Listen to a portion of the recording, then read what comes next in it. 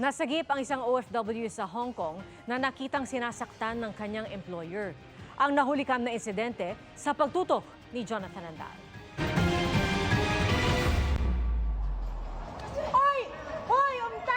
Sa video na ito na viral online, napahiyaw na lang sa gulat ang Pinoy na ito sa Hong Kong nang biglang hilahin ng babaeng nakabistida ang buhok ng kausap nitong babae.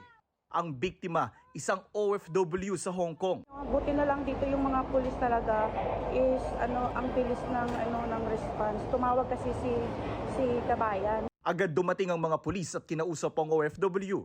Ang sabi ng ating kababayan is lagi siyang sinasaktan kahit sa bahay. So mabuti na sa labas sila at nang sinasaktan na siya, nakatawag siya ng pulis.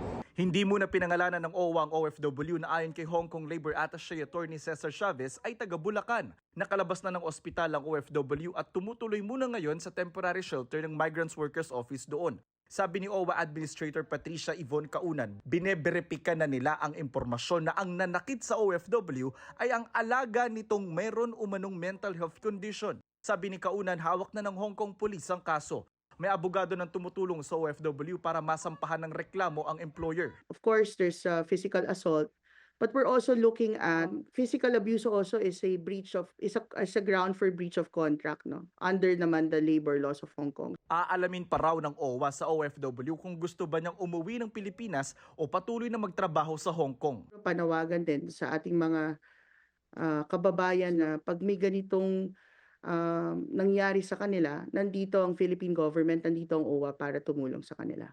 Para sa GMA Integrated News, Jonathan Andal, nakatutok, 24 oras.